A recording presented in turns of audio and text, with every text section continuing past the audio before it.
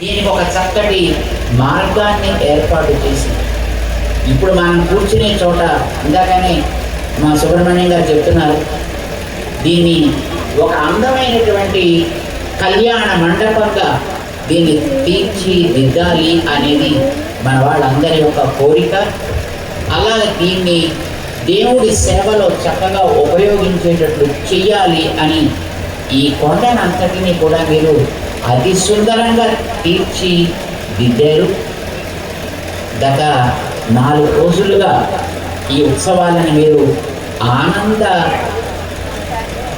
సందోహంతో చక్కగా జరుపుకుంటున్నారు. కానీ అడిగిన దానిని బలిచక్రవర్తి సంకోచం లేకుండా ఇస్తానయ్యా, పర్వాలేదు, నీకు 3 అడుగులు, నో ప్రాబ్లం అని అనగానే ఓ ఆనందంతో ఉప్పి తబ్బిపోయిపోయి ముల్లోకాలు వ్యాపించిపోయాడంటే ఉబ్బిపోయాడు. ఉబ్బిపోవడం అంటే అదేంటి, మనల్ని చూసి అబ్బా వీడు ఎంత ఉబ్బిపోతున్నాడని అంటారు. అబద్ధాలు. మన దగ్గర నవ్విన అబద్ధాలే, ఏడ్చిన అబద్ధాలే మన బతుకు. ఏమండి, మన నవ్వు నిజం కాదు, ఏడుపు అంతకంటే నిజం కాదు. ఎందుకనో చెప్తా, ఏమనుకోకండి, మిమ్మల్ని ఎవరిని ఏమంటారు. ఓకే, ఎవరికైనా బంధువులు చనిపోయారనుకోండి, ఏమొస్తుందండి అప్పుడు? ఏడుపు కరెక్టా అబద్ధమా అది ఆలోచించాలంటున్నా. ఇంకో ఉదాహరణ ఏమనుకోకండి. సరే, వాడికి ఏదో తీసుకెళ్ళిపోయి సంస్కారాలు జరగాల్సినవి చేసేసారు, ఇంటికి తిరిగి వచ్చారు. ఆ కూడా అంటారా?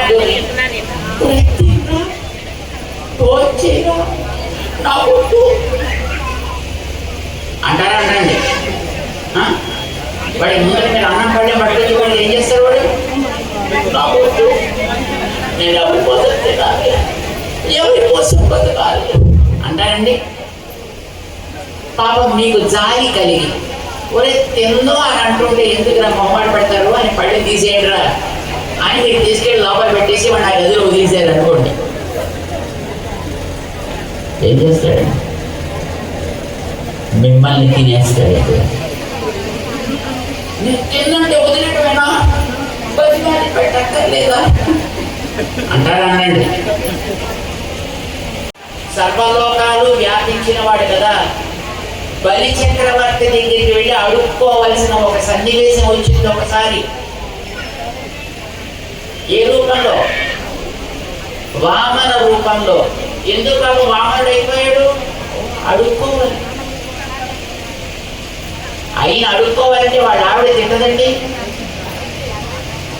నీకు బుద్ధి బాణం లేదు, నేను ఉన్నా కదా పక్కన, ఎక్కడికి పోయి అడుక్కుంటాను అని ఆవిడ కోపడదండి. అందుకోసమని పాపం తన యజ్ఞోపవీతానికి కింద ఆవిడ్ని కనిపించకుండా దాచేసుకుని అయ్యో అడుక్కోవాల్సి వస్తుంది. ఎందుకంటే ఆ చక్రవర్తి బలి అడిగిన వాడికి లేదనకుండా ఇచ్చే గుర్తుంది వాడికి. అయితే ఎవరికి ఎలాంటి బుద్ధి ఉంటే దానికి తగ్గట్టుగా నేను తయారవుతా అని వాడు ఇచ్చేవాడు కనుక తను పుచ్చుకునే వాడి కింద వెళ్ళాడు. వాడు దుష్టుడైతే తను వాడిని అక్కడే సంహరించుండేవాడు. కానీ వాడు ఇచ్చేవాడు కనుక నేను అడుక్కునేవాడిగా వెళ్తా అన్నాడు. అడుక్కోవడానికి వెళ్ళాడు. 3 అడుగులు అడుక్కున్నాడు. ఆయన మనలో ఉండే కష్టాలని, మనలో ఉండేటటువంటి దోషాలని దూది పింజంలాగా, తూలములాగా, ప్రత్తిలాగా చేసి వాటిని తొలగిపోయేటట్టు చేయడం కోసం మీ కొండని తూలాద్రిగా చేసుకుని వస్తున్నాడండి. ఈ కొండ మీదకి అందుకోసం వస్తున్నాడు ఆయన. ఆ రకంగా మీరందరూ అదృష్టవంతులు అని నేను భావిస్తాను. ఎంతో కాలం ఎన్నో రకాల కష్టాలు, ఎన్నో రకాల సుకృతాలు చేసుకుంటే తప్ప మానవ జన్మ రాదు. మానవ జన్మలో కూడా భగవంతుణ్ణి విశ్వసించగలిగే జన్మ రాదు. ఆ విశ్వాసంలో కూడా మన కోసం వచ్చినటువంటి భగవంతుణ్ణి ఆశ్రయించగలిగే అదృష్టం సామాన్యం కాదు. అది మీ అందరికీ లభిస్తుంది. ఆ రకమే మీరందరూ కూడా అదృష్టవంతులండి. ఎప్పుడో ఆరంభం చేశారు దీన్ని. మీ సుబ్రహ్మణ్యం గారి యొక్క గైడెన్స్లో మా శ్రీనివాస గారు, సరళ గారు దంపతులు, ఇంకొక ఆయన ఎవరు దాస్ గారు, హరే రామ్ గారు, దాంతోపాటు ఇక్కడ ఈ స్థలదాతలుగా ఉండేటటువంటి రాజు గారు, సుబ్బయ్య దాస్ గారు, సుబ్బయ్య తాత గారు,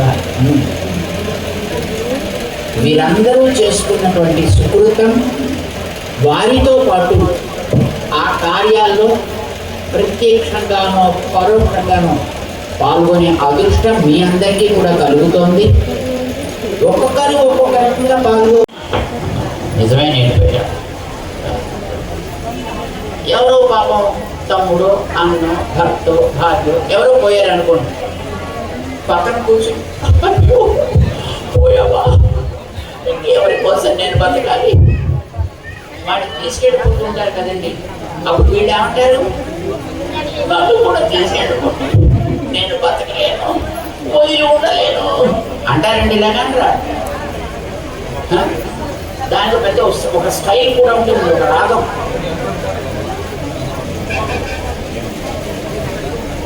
వాళ్ళు ఏడుస్తూ అంటారండి.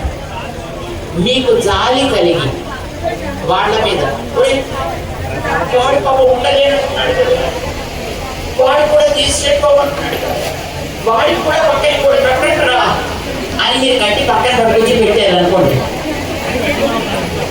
ఏం చేస్తారండి? వాడు మిమ్మల్ని వరకు పెట్టేస్తాడు.